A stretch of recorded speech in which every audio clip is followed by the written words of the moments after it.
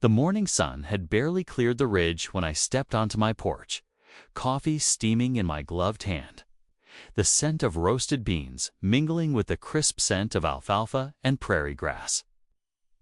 The horses were already restless in their pens, snorting clouds of vapor into the chill dawn. I took a sip, feeling the bitter warmth ground me before the long day ahead, when my phone began vibrating so violently on the railing that the mug nearly slipped from my fingers. 50 missed calls from neighbors lit up the cracked screen. My heart thudded with a deep, primal dread. Calls this early were never good news. I set down my cup and jogged across the gravel drive, boots crunching hard as I moved towards the lake. Path past the old oak tree and rusted hay trailer, as I rounded the bend near the pasture gate. The sight before me struck like a sledgehammer to the ribs. A bulldozer perched at the lake shore, its bucket arm lowered against my private dock, like a wolf clamping its jaws onto a calf. Yellow construction tape fluttered in the breeze, strung between steel stakes driven into the clay bank. Men in reflective vests milled around, unrolling blueprints on the hood of a black SUV, and at the center of it all, barking orders with the arrogance of a self-crowned queen, was Karen. She wore her pastel cardigan draped over her shoulders like some 1950s socialite. Her platinum hair pulled back so tightly, her sunglasses sat crooked across her nose. Beside her stood a man in a cheap gray suit with hair gelled into razor-striped spikes, flicking his wrist at the workers as if he owned the place. My lake, my ranch, my dock. Rage clawed up my chest, wrapping around my ribs like barbed wire. As I stormed down the slope towards them, "What the hell is this?" My voice boomed out across the clearing. Heads turned. The workers froze, eyes darting between me and the woman whose name alone curdled milk in this county. Karen smiled sweetly, without turning. "Oh, good morning, Jake. Lovely day, isn't it? We're just getting started early, before the heat sets in." "Started what?" I demanded, my fists curling at my sides. "Why is there a bulldozer tearing apart my dock?" Her boyfriend stepped forward, flashing a white-toothed grin that didn't reach his dead eyes. "I'm David Carver, managing partner at Platinum Vista Development. We've purchased this lake for a private HOA clubhouse and recreation facility. Construction begins today." I felt my blood drain from my face. Purchased this lake. From who? This is my ranch. This lake is part of my deeded property. You can't buy what isn't for sale. Karen clucked her tongue, pity dripping off each syllable. "Well, actually, your deed doesn't matter anymore, sweetie. The HOA has full jurisdiction over this waterway. We declared it abandoned communal land at last month's meeting and filed the sale paperwork with the county. David, here is the official new owner." The words bounced around my skull, echoing in a hollow chamber of disbelief. I tried to speak, but only a ragged breath escaped my lungs. I glanced around at the workers, at the bulldozer engine rumbling beside the dock like an impatient predator waiting to feast. The water lapped calmly against the cedar planks, oblivious to the human chaos on its banks. "You can't do this," I croaked, voice low with barely restrained fury. "You can't just declare something yours and sell it off to your boyfriend." Karen's smile widened, venom glittering in her eyes. "Oh, but I can. The HOA is beautifying this area for the benefit of the community. And frankly, your crusty old dock and rusty boats are an eyesore. We're improving the view by stealing my lake." My voice rose to a near roar. Birds burst from the reeds at the shore. Flapping skyward in alarm, she took a step closer until I could see the thin lines around her lips, the faint whiff of expensive rose perfume laced with stale coffee. "If you keep trespassing on HOA property, I'll have to call the sheriff. Or maybe I'll just call them now, to make an example." My phone buzzed again in my pocket. With shaking hands, I pulled it free, seeing a voicemail transcribed from the county records office. It read, "Urgent. HOA filed land transfer claim. Call back immediately." My throat tightened as a hot flush of panic washed over me. David waved the bulldozer operator forward, and the engine snarled to full throttle. Hydraulic pistons hissing as the bucket rose over the dock roof. "Don't you dare!" I roared, leaping towards the machine with my arms raised. The operator froze, eyes wide, glancing helplessly at David. Karen let out a delicate laugh. "Jake, you're embarrassing yourself. Why don't you go feed your cows and let the adults handle real property matters?" My pulse thundered so violently I could hear it in my ears. I locked eyes with her, trying to convey everything words. Could not hatred, betrayal, the solemn promise that this would not end today? She tilted her head, studying me like I was a feral dog to be put down, before turning her back with a flick of her wrist. "Continue," she ordered. The bulldozer roared back to life. Dust and splinters burst skyward as the bucket slammed down onto the dock roof, ripping cedar boards free like matchsticks.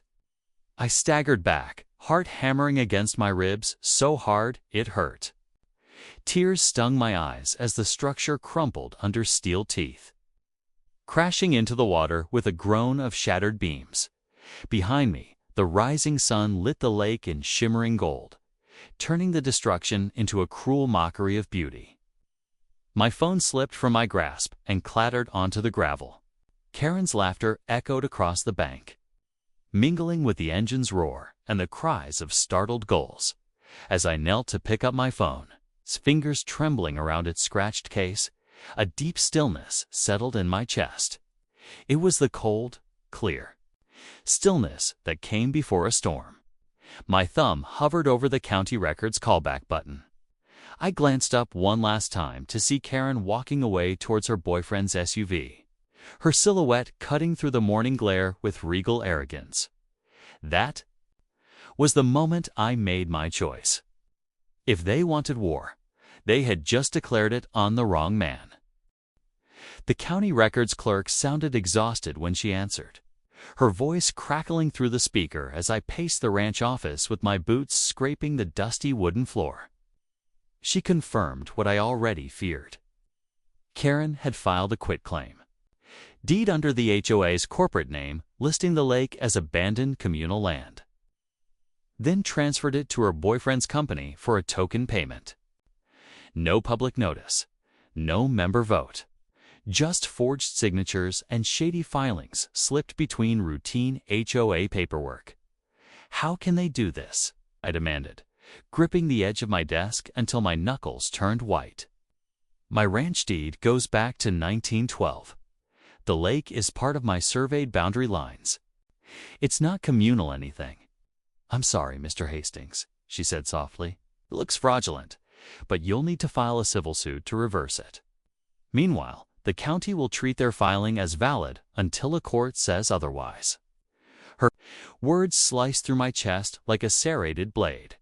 I thanked her mechanically and hung up, the phone clattering onto stacks of unpaid feed invoices.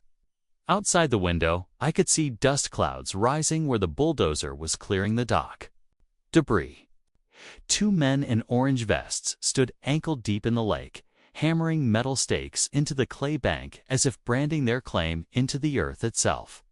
I stormed down to the construction zone, each step vibrating with fury. Karen stood on a folding chair now, barking into her phone about permit approvals and expedited concrete deliveries.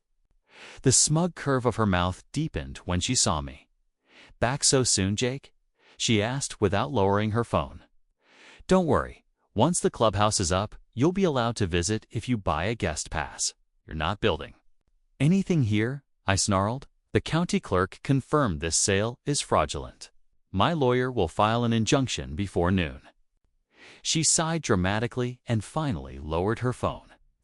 "Do whatever makes you feel important, but let me give you a reality check." She waved a manicured hand towards the bulldozer. "Construction is happening. My boyfriend is installing. Private docks for HOA members only. You trespass again, and you'll be arrested. This isn't trespassing. This is my ranch, I growled. She stepped down from the chair, standing so close I could smell her peach-scented hairspray and acrid morning coffee. Not anymore. And if you keep harassing my workers, I'll file for a restraining order. Imagine how that'll look in court. A deep, primal roar formed in my throat, but I forced it down, knowing an outburst now would only strengthen her threats. Instead, I turned and marched back towards the house, ignoring the muffled laughter behind me.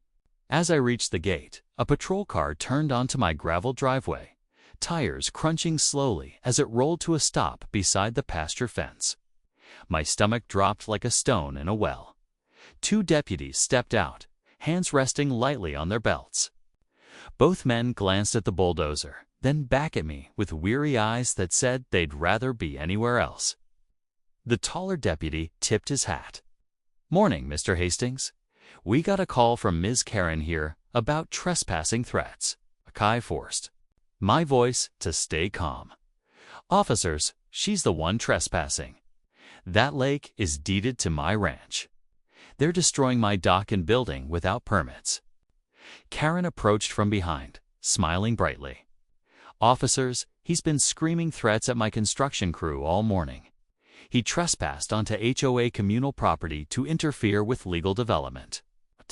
I need him removed immediately before he gets violent." The older deputy sighed and turned to me.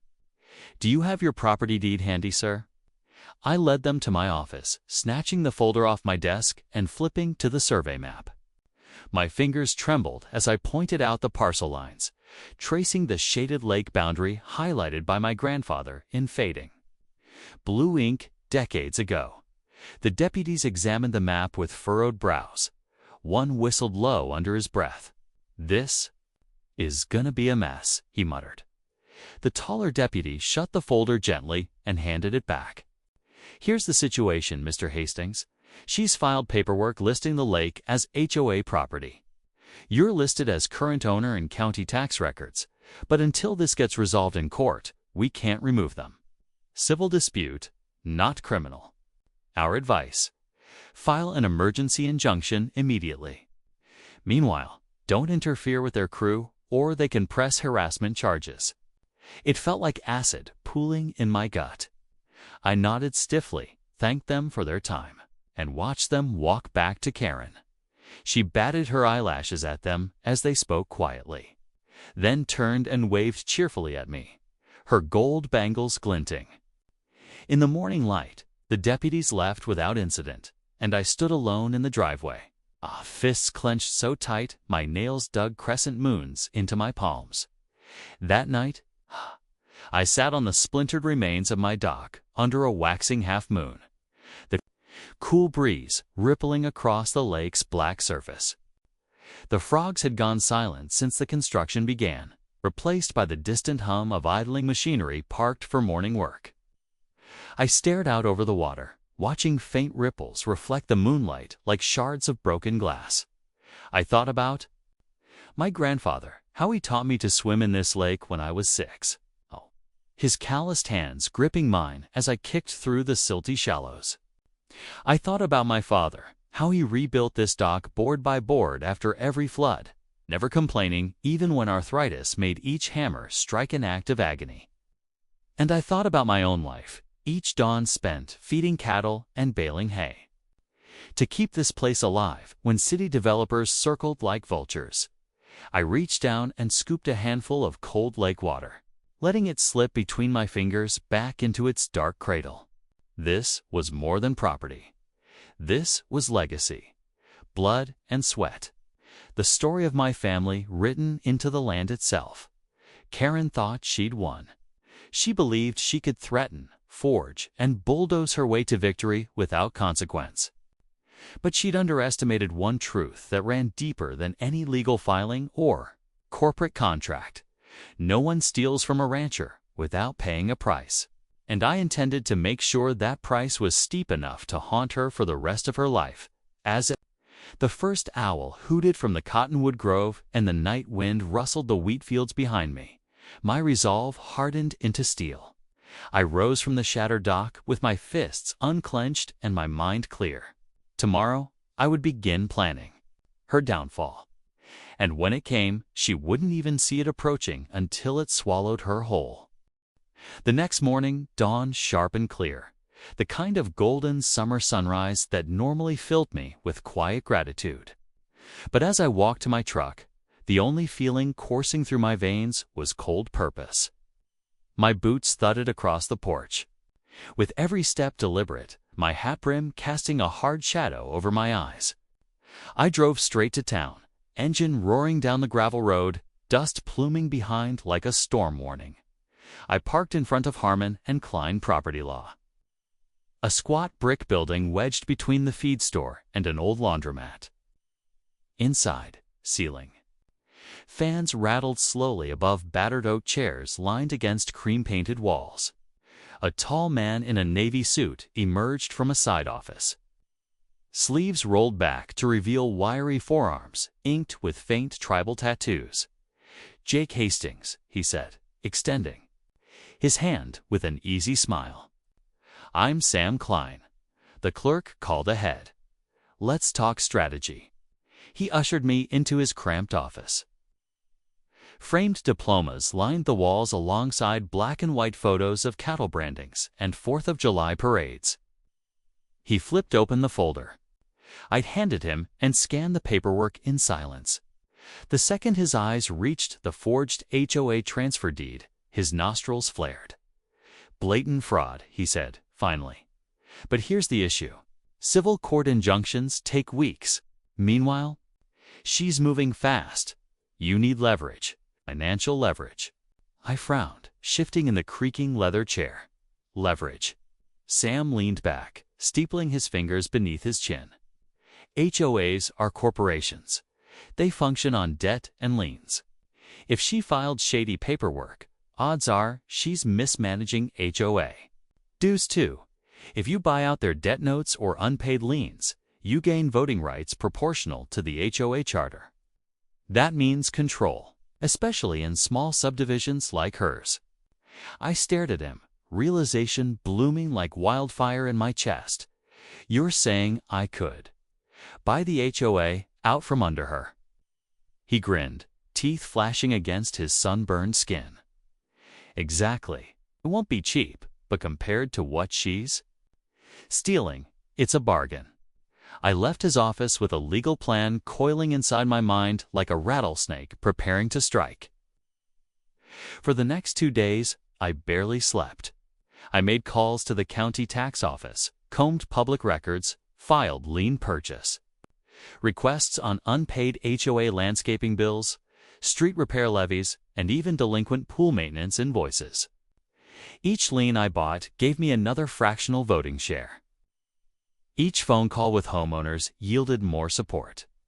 Many were tired of Karen's tyranny, but too scared or isolated to stand against her alone. On the third morning, the bank teller handed me a receipt with trembling hands. I'd transferred nearly every liquid asset I had. The final lien acquisition put me over the majority ownership threshold.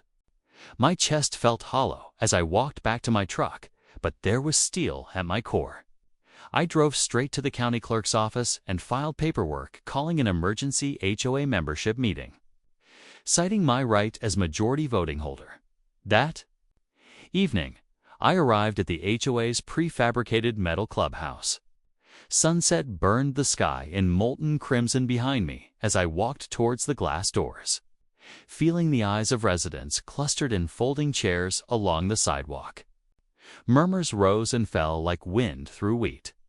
As I pushed open the door, cool air conditioning washed over me, carrying the scent of stale coffee and printer toner. Karen stood at the front of the room near a plastic podium, speaking rapidly into her phone, her boyfriend David seated beside her scrolling through building plans on his tablet. She paused mid-sentence as she saw me enter, her smile fading into a wary frown. "You're trespassing," she snapped, phone still pressed to her ear. This is a private HOA board meeting. I stepped forward, boots echoing against the laminate floor. The room fell silent. I pulled a thick sheaf of notarized lien purchase documents from my satchel and dropped them onto the folding table with a dull thud that reverberated through the hushed room. Papers slid across the surface, stamped with official county seals in angry red ink.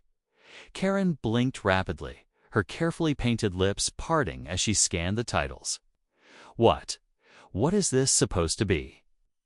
Voting rights, I said evenly, my voice carrying to every resident packed into the stuffy room. As of noon today, I am the majority voting shareholder of this HOA, effective immediately. I am calling an emergency member vote to overturn the fraudulent lake transfer and remove you as president for gross misconduct. David rose to his feet, slamming his tablet down with a clatter. This is absurd, illegal. You can't just walk in here and sit down, I cut in quietly. My eyes locked onto his, unblinking, till he slowly sank back into his chair. Karen's hand shook as she lowered her phone, eyes darting around the room for support. Her subjects sat in silent rows, some staring at the floor, others glaring at her with newfound resentment. She opened her mouth as if to speak, but closed it again without a sound. I continued, each word deliberate and clear. A vote will be held tomorrow morning at 8 a.m. Every member will have a say. But until then, as acting HOA president by majority acquisition, I am issuing an immediate cease and desist on all construction at my lake. Karen's face turned an ugly, blotchy crimson as she sputtered, words failing her. David reached over, squeezing her arm with a tight, warning grip. She yanked away from him, eyes glittering with desperate hatred. This isn't over, she hissed under her breath, just loud enough for me to hear. You think you're clever, but you're nothing. Just a washed-up rancher clinging to dirt and pond scum. I leaned forward until our noses nearly touched, my hat brim shadowing her pale face. That dirt and pond scum built everything my family owns. You're about to learn what happens when you steal from people like us. The room remained silent as I turned and walked out into the cooling night air. Crickets chirped in the tall grass, the moon, nearly full now, bathed the ranch hills in ghostly silver light. As I walked back to my truck, every nerve thrummed with anticipation. Tomorrow would be the real battle, and by the time it ended, Karen would finally understand that her power had never been real at all. The morning sky was still bruised with deep purple when I pulled up to the clubhouse. My headlights washed across a crowd of parked cars and gathering residents bundled in hoodies and jackets. Steaming coffee cups clutched between cold fingers. Their murmurs drifted into the dawn like restless prairie birds before a storm. I stepped out of my truck, boots thudding on the cracked asphalt, feeling every gaze snap towards me. Inside, fluorescent lights flickered over folding chairs packed wall to wall. Karen sat rigid at the front table, her hair coiled into a severe bun that pulled her eyebrows into permanent indignation. Her boyfriend David stood behind her, suit jacket straining against his broad shoulders as he whispered furiously in her ear. She didn't even turn to acknowledge him. Her eyes were locked on me, unblinking and rimmed red from a sleepless night. I nodded curtly to Sam Klein, who stood near the podium shuffling voting forms. His sunburned face cracked into a grim smile when he saw me. As the clock struck 8, he cleared his throat and the room fell silent. We are convening an emergency HOA membership vote, Sam announced, voice echoing against the cinder block walls. On the agenda, reversal of the fraudulent lake sale and a motion to remove Karen Hensley as HOA president for gross misconduct. A hush swept across the room. Karen rose abruptly, her chair screeching against the tile. This is nonsense, she snapped, voice trembling with rage. He manipulated the system with shady lien buys. He doesn't even live in this subdivision. He owns the majority voting shares now, Sam replied evenly. According to your charter, that grants him full voting rights. She swung her gaze back to me, eyes glassy with tears she refused to let fall. Why are you doing this to me? Her voice cracked on the last word, raw and desperate. I built this HOA. I built this community. Who do you think you are? I stepped forward, feeling every eye turn with me, every shallow breath hitch as the silence deepened. I could smell stale coffee and dusty carpet. My voice was calm, almost gentle. I'm a man who refuses to be stolen from. You lied, forged documents, bullied your neighbors, and tried to destroy my family's land for your boyfriend's profit. You think power means taking whatever you want. But real power comes from protecting what's yours. Her lips trembled, rage and humiliation radiating off her in waves.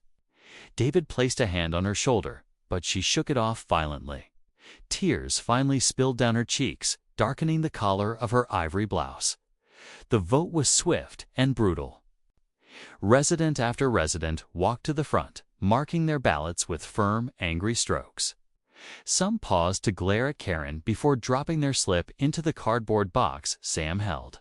Others shook my hand, murmuring quiet thanks for doing what they'd been too intimidated to attempt. When the final tally was read, Karen's removal passed by an overwhelming majority. She sat frozen, staring down at her trembling hands as Sam continued reading. Furthermore, the fraudulent lake sale is hereby voided.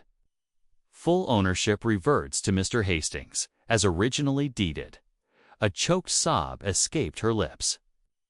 David muttered something under his breath and stormed out, his footsteps thundering across the floor.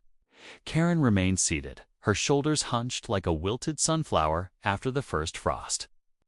Slowly, mechanically, she gathered her purse and rose to leave. Head bowed beneath dozens of triumphant eyes. Wait, I called softly, and she paused mid-step. Her shoulders stiffened, but she didn't turn to face me. I'm not finished. I continued, voice ringing with quiet finality. The HOA still owes unpaid debts. Effective immediately, as majority holder, I'm seizing this clubhouse to settle those liens. Her head snapped up, mouth falling open as gasps swept the room. Sam handed me the signed enforcement order with a small nod.